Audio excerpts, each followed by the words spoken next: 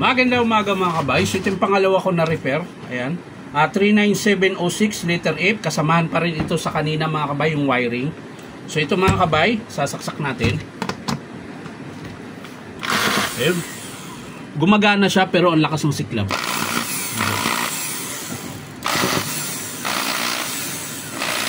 Ayan. Tapos nangangamoy sunog. Ayan. So titingnan natin mga kabay kung bakit masiklab. Bubuksan natin. So may nagbukas na nito mga kabay dahil kulang na po yung screw. Kulang ng dalawa. Ayan. So idadagdag na lang natin yan sa estimate.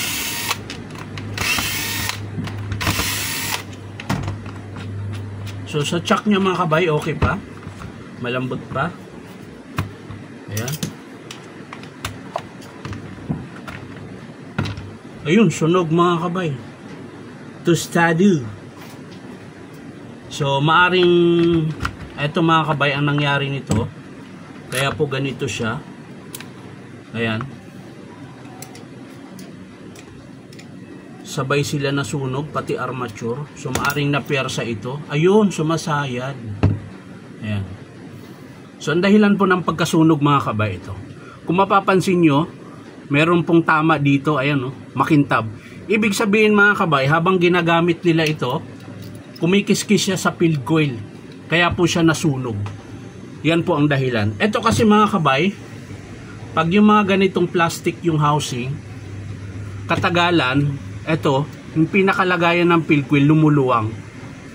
So dapat, kung halimbawa yung barina nyo, ginagamit nyo yung una, matining, maganda yung tunog, pino.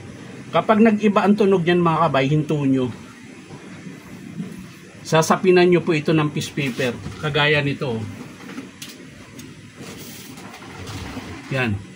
Yan po yung ginugupit ko, nilalagay ko dito kapag maluwag yung field coil. Ayan. Diyan ko po siya nilalagay. Para po, hindi siya sasayad sa armature. Ayan. Kasi, dalawa lang naman ang dahilan kung bakit ang armature sumasayad sa field coil. Pwedeng sira yung housing, pwedeng sira yung bearing. Ito buo ang bearing, harap tsaka likod, so wala siyang problema. So ang dahilan ng pagkasunog niya, ito po. Sumasayad siya sa field coil habang umiikot. Ayan. Dapat kasi hindi talaga siya sasayad dito. Ayan. Kung mapapansin nyo, tingnan nyo yung field coil. Ayan. Makintab din po ito. Tingnan mo yung pinakadulo, wala siyang tama. Ibig sabihin, dito siya sumasayad. Ayan. So maluwag po kasi itong field coil. Ayan. Ganyan po ang kabit niyan. Ayan. Kung mapapansin nyo. Ayan. Meron po siyang alog. Ayan. Kahit iipitin mo yan ng housing, yung partner niya, alog pa rin yan. So ang ginagawa ko niyan mga kabay, gugupit lang ako ng kapirasong piece paper. Ayan. Ang tawag nito.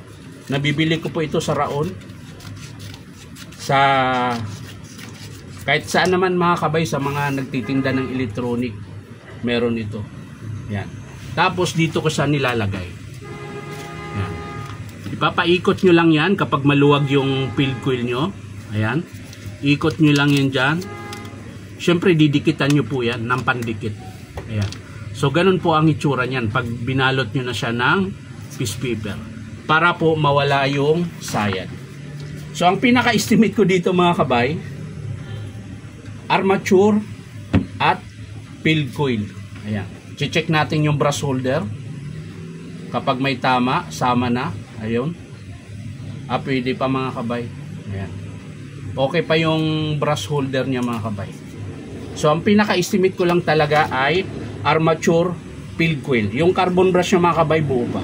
So hindi ko na po ipapakita kung paano buuin mga kabay. Papakita ko na lang sa inyo mga kabay kapag in-approve ng customer. So maraming salamat ulit mga kabay. Sa mga gusto magpa-repair, punta lang kayo dito sa Powerban Hardware, 530 T. Alonso, Santa Cruz, Manila. Hanapin nyo lang yung signboard na DeWalt.